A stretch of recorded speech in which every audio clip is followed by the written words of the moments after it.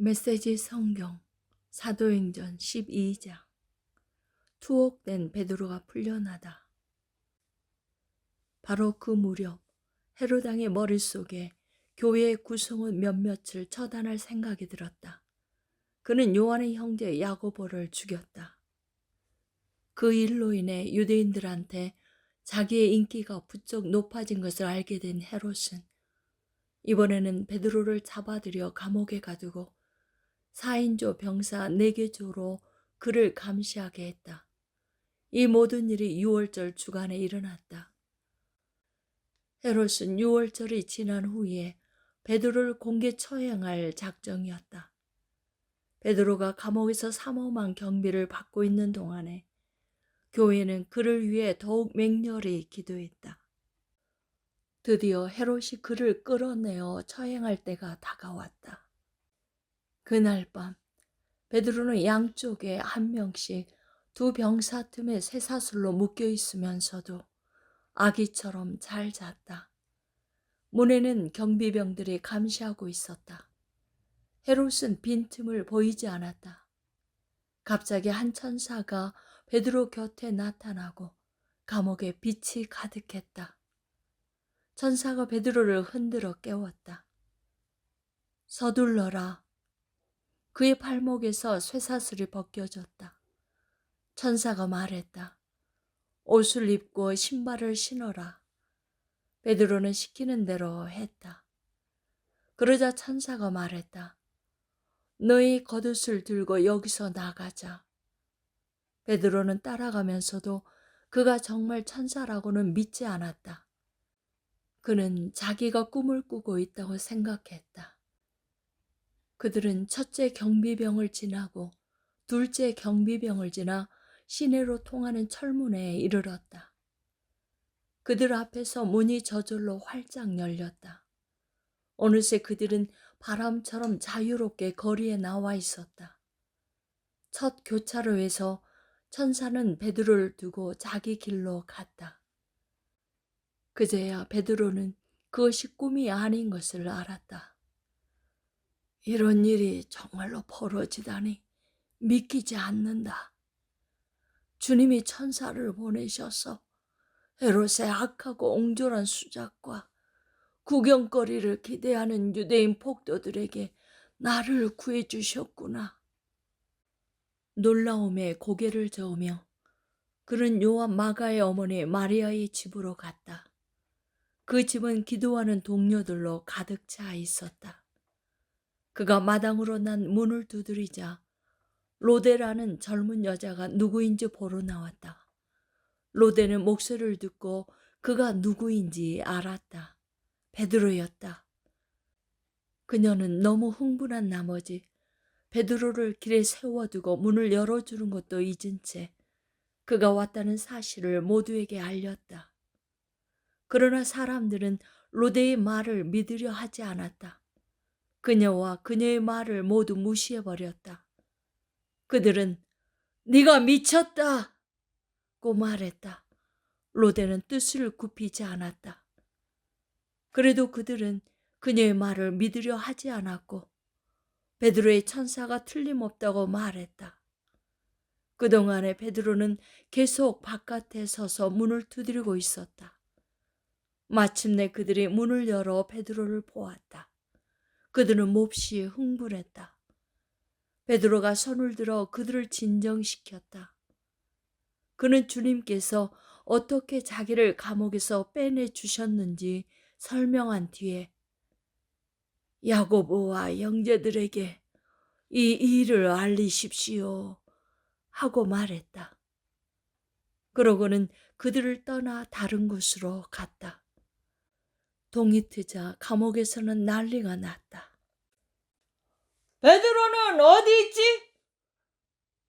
베드로가 어떻게 된 거지? 헤롯이 그를 데려오라고 사람을 보냈다.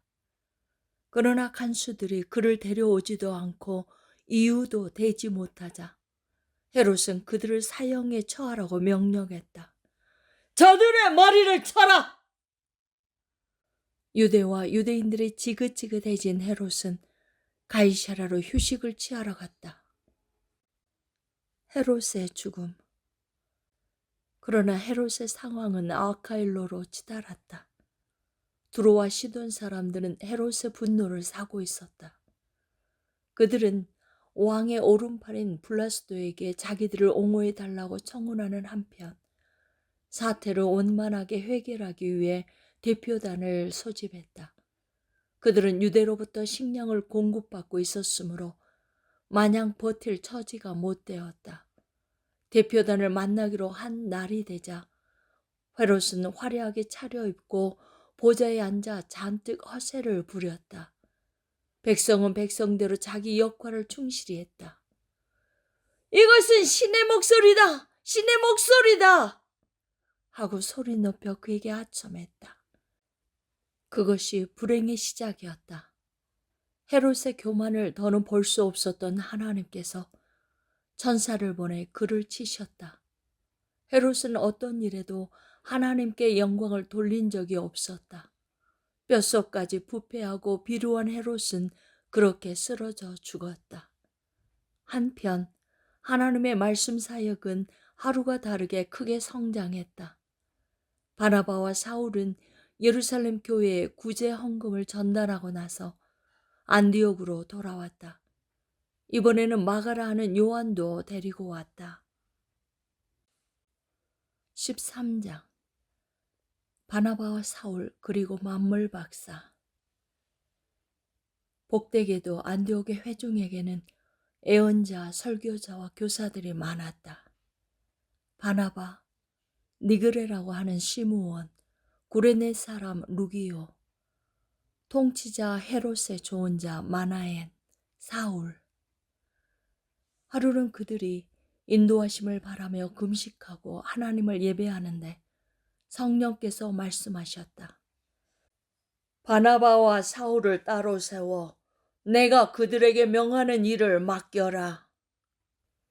그들은 그 두 사람을 세웠다. 그리고 간절함과 순종하는 마음으로 금식과 기도 가운데 안수하여 두 사람을 떠나보냈다. 성령께 새로운 사명을 받아 길을 떠난 바나바와 사울은 실루기아로 내려가 키프로스로 가는 배에 올랐다. 살라미에 닿자마자 그들은 가장 먼저 유대인의 여러 회당에서 하나님의 말씀을 전했다. 그들은 자신들을 도와줄 동료로 요한을 데리고 갔다. 그들은 섬 전역을 다니다가 바보에서 유대인 마술사와 마주쳤다. 그는 애를 써서 총독 서기오 바울의 신임을 얻어낸 사람이었다. 총독은 웬만해서는 협작꾼에게 넘어가지 않는 똑똑한 사람이었다.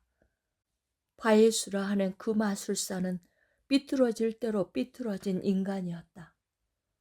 바나바 사울에게서 하나님의 말씀을 직접 듣고 싶었던 총독은 그들을 불러들였다. 그러나 만물 박사, 그 마술사의 이름을 우리식으로 풀면 이렇다는 총독의 주의를 흩뜨려서 믿지 못하게 하려고 애를 썼다. 그러나 성령이 충만한 사울, 곧 바울이 그의 눈을 똑바로 쳐다보며 말했다. 마귀의 흉내나 내는 허풍선이야. 너는 사람들을 속여 하나님을 믿지 못하게 하려고 잠도 안 자고 계략을 꾸미는구나. 그러나 이제 네가 하나님과 직접 부딪혔으니 네 장난질은 끝났다. 너는 눈이 멀어서 오랫동안 햇빛을 보지 못할 것이다. 그는 곧 어두운 안개 속에 빠져들어 주변을 더듬거렸다. 사람들에게 자기 손을 잡고 길을 알려달라고 간청했다. 총독은 그 일어난 일을 보고 주님을 믿었다. 그는 그들이 주님에 대해 하는 말을 듣고 대단한 열의를 보였다. 모든 이방인에게 문이 열리다. 바울 일행은 바보에서 출항해 밤빌리아의 버가로 항해했다. 거기서 요한이 중도에 포기하고 예루살렘으로 돌아갔다. 나머지 일행은 보가에서 비시디아의 안디옥으로 이동했다. 안식일에 그들은 회당에 가서 자리에 앉았다. 성경, 곧 하나님의 율법과 예언서를 읽은 뒤에 회당장이 그들에게 물었다. 형제 여러분, 혹시 격려의 말이나 전하고 싶은 말이 있습니까? 바울이 일어나 잠시 숨을 고르고 나서 말했다. 이스라엘 동포 여러분, 하나님과 벗이 되신 여러분, 들어보십시오. 하나님께서는 우리 조상에게 특별한 관심을 두셔서 이집트에서 짓밟히던 나그네된 우리 민족을 일으켜 세우시고 거기서 장엄하게 이끌어 내셨습니다. 그분은 황량한 광야에서 40년 가까이 그들을 돌보아 주셨습니다. 그 후에 앞길을 가로막는 7 적국을 쓸어버리시고 가나안 땅을 그들의 소유로 주셨습니다. 그 기간이 450년에 달합니다. 예언자 사무엘 때까지 하나님은 사사들을 보내셔서 그들을 이끌게 하셨습니다. 그러나 그들은 왕을 요구했고 결국 하나님은 베냐민 지파에서 기스의 아들 사울을 택하여 그들에게 주셨습니다. 사울이 40년을 다스린 뒤에 하나님은 그를 왕위에서 제하시고 그 자리에 다윗을 왕으로 세우시며 이렇게 말씀하셨습니다. 내가 땅을 두루 살펴 이새의 아들 다윗을 찾았다. 그는 내 마음에 합한 사람, 내가 말하는 것을 그대로 행할 사람이다. 약속대로 하나님께서는 다윗의 후손에서 이스라엘을 위한 구주, 곧 예수를 보내셨습니다. 그 전에 요한으로 하여금 그분이 오실 것을 백성에게 경고하게 하셔서 전적으로 삶을 고치도록 그들을 준비시키셨습니다. 요한은 자기 일을 마무리하면서 이렇게 말했습니다. 너희는 내가 그분인 줄 알았더냐? 아니다. 나는 그분이 아니다. 그러나 너희가 그토록 오랜 세월 동안 기다려온 그분이 가까이 와 계신다. 그분이 곧 나타나실 것이다. 그리고 나는 곧 사라질 것이다. 사랑하는 형제의 자매 여러분, 아브라함의 자손이요 하나님과 벗이 되신 여러분, 이 구원의 메시지를 들어야 할 사람은 바로 여러분이었습니다. 예루살렘 시민과 통치자들은 그분이 누구신지 알아보지 못하고 그분께 사형을 선고했습니다. 정당한 이유가 없는데도 무조건 빌라도에게 처형을 요구했습니다. 그들은 예언자들이 말한 그대로 행한 것입니다. 그들은 안식일마다 회당에서 예언자들의 글을 읽으면서도 정작 자신들이 그 예언자들의 각본을 글자 그대로 따르고 있다는 사실을 몰랐습니다.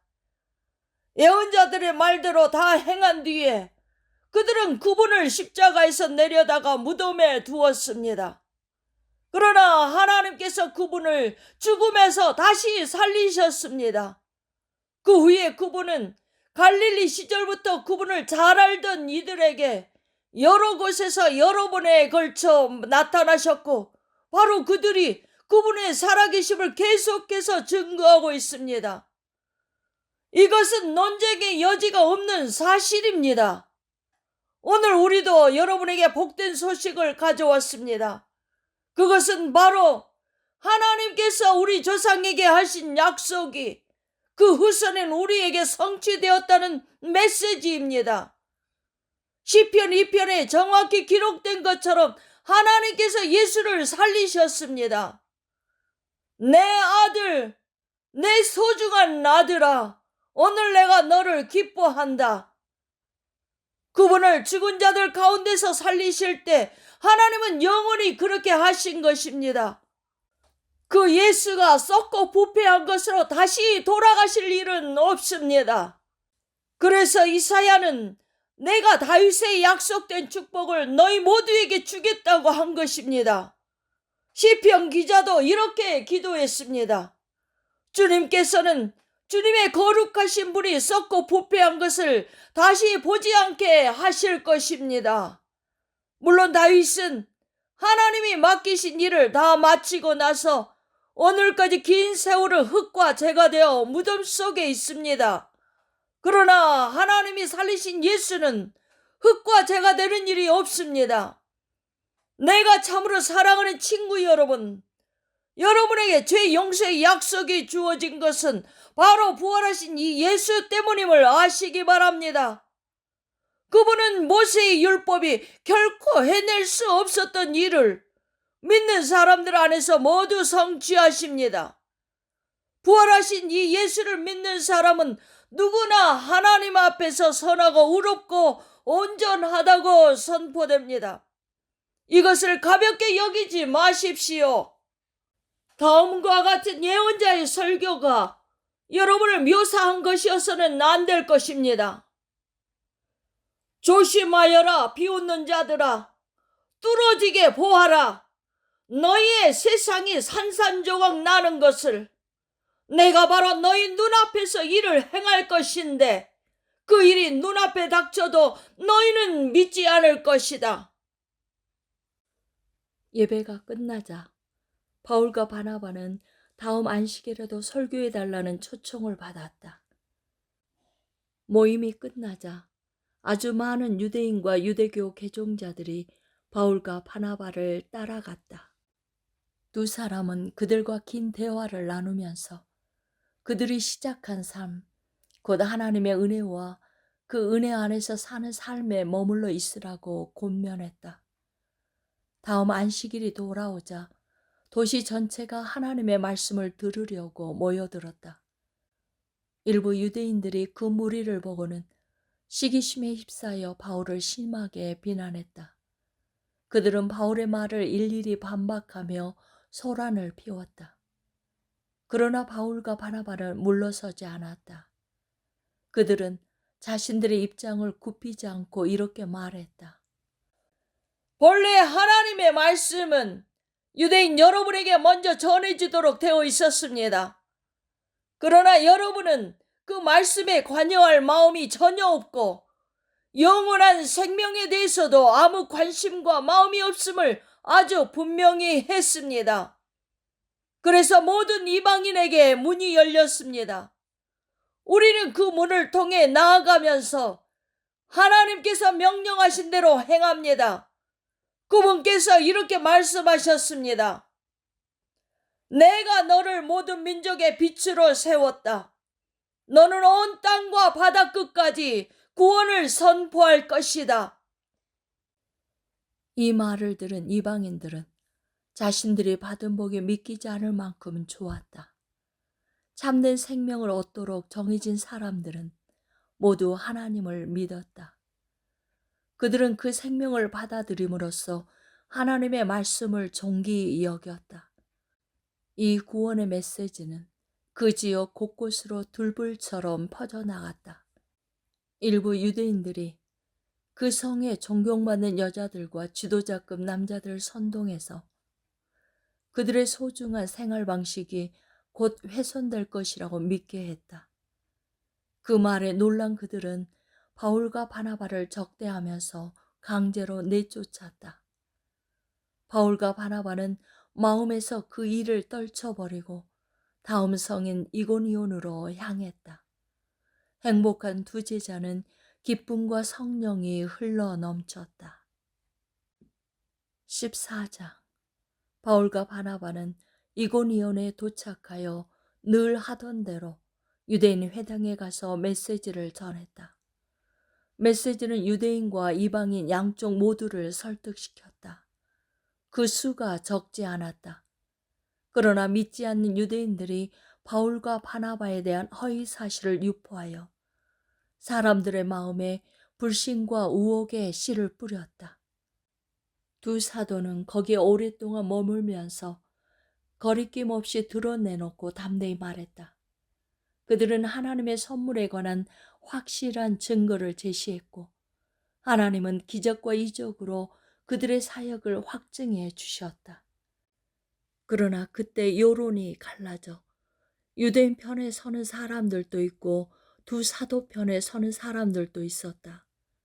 어느 날 유대인과 이방인으로 구성된 한 무리가 지도자들의 지휘하에 자신들을 습격하려는 것을 알게 된 두 사람은 루가오니아와 루스드라 도베와 인근 성으로 급히 피했다. 그들은 거기서도 메시지를 전했다. 신인가 사람인가? 루스드라에 걷지 못하는 사람이 있었는데 그는 태어날 때부터 걷지 못해 앉아서 지냈다. 그 사람이 바울의 말을 듣고 있었다.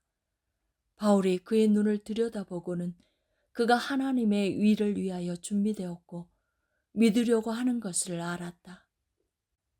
바울은 모두가 들을 수 있게 큰 소리로 말했다. 일어서시오! 그 사람은 순식간에 일어섰고 마치 평생 걸어다닌 사람처럼 걷기도 하고 껑충껑충 뛰기도 했다. 무리가 바울이 한 일을 보고 흥분해서 루가오니아 말로 외쳤다. 신들이 내려오셨다! 이 사람들은 신이다! 그들은 바나바를 제우스라 부르고 바울을 헤르메스라 불렀다. 바울이 주로 말을 했기 때문이다. 인근 제우스 신당의 제사장이 행렬을 준비했다. 소와 깃발과 사람들이 문 앞에까지 늘어서서 제사를 준비했다. 바나바와 바울이 마침내 사태를 파악하고는 그들을 말렸다. 그들은 팔을 흔들어 행렬을 저지하며 외쳤다. 도대체 무엇을 하는 것입니까? 우리는 신이 아닙니다. 우리도 여러분과 같은 사람입니다. 우리는 여러분에게 메시지를 전하기 위해 여기 왔습니다. 신인이 뭐니 하는 어리석은 미신을 버리고 살아계신 하나님을 받아들이도록 여러분에게 권하려고 온 것입니다. 우리가 하나님을 만들 수 없습니다. 하나님께서 인간과 만물, 하늘과 땅과 바다와 그 안에 있는 모든 것을 만드셨습니다. 우리의 앞선 세대에는 하나님께서 각 나라마다 자기 길을 가게 두셨습니다. 그러나 그때에도 하나님께서는 아무 단서 없이 버려두신 것이 아닙니다. 그분은 좋은 자연을 만들어 주셨고 비를 내려주셨으며 풍작을 주셨습니다. 여러분의 배가 부르고 마음이 즐거운 것은 여러분의 행위로는 누릴 수 없는 하나님의 선하심에 대한 증거였습니다. 그들이 급히 열변을 토하고 나서야 그들을 신으로 모시려는 무리의 제사 행위를 겨우 막을 수 있었다. 구의 유대인들 일부가 안디옥과 이고니온에서부터 바나바와 바울을 쫓아와서 변덕스러운 무리를 부추겨 그들에게 악감정을 품게 했다. 그 무리가 의식을 잃을 정도로 바울을 때리고 성 밖으로 끌고 가 죽도록 내버려 두었다. 그러나 제자들이 그를 둘러싸자 바울은 의식을 되찾고 일어났다. 그는 다시 성 안으로 들어가서 이튿날 바나바와 함께 도베로 떠났다. 안디옥으로 돌아오다. 바울과 바나바는 도베에서 메시지를 선포하고 든든한 기둥이 될 제자들을 세운 뒤에 오던 길로 되돌아가서 루스드라와 이고니온을 거쳐 안디옥에 이르렀다. 그들은 제자들의 삶에 힘과 기운을 북돋아 주고 처음에 믿은 것을 굳게 붙들어 거기서 떠나지 말라고 당부했다. 그것이 쉽지 않으리라는 것을 그들에게 분명히 말했다. 누구든지 하나님 나라에 지원하는 사람은 반드시 많은 어려움을 겪어야 합니다. 바울과 바나바는 각 교회의 지도자들을 신중하게 뽑았다. 그들은 금식하고 더욱 간절히 기도를 드리고 나서 지금까지 자신들의 삶을 의탁했던 주님께 새로 뽑은 지도자들을 맡겨드렸다. 두 사람은 비시디아를 지나 밤빌리아로 되돌아왔고 보가에서 메시지를 전했다. 마침내 그들은 아달리아에 도착해서 배를 타고 처음 출발점인 안디옥으로 돌아왔다. 하나님의 은혜로 시작해서 이제 하나님의 은혜로 무사히 돌아온 것이다. 그들은 그곳에 도착하자마자 교회 회중을 모아놓고 그동안의 여행을 보고했다. 하나님께서 어떻게 자신들을 사용하셔서 믿음의 문을 활짝 열어주셨는지, 그래서 어떻게 모든 민족이 교회로 들어올 수 있게 되었는지를 자세히 이야기했다. 그들은 그곳에 머물면서 제자들과 오랫동안 여유 있게 교제를 나누었다.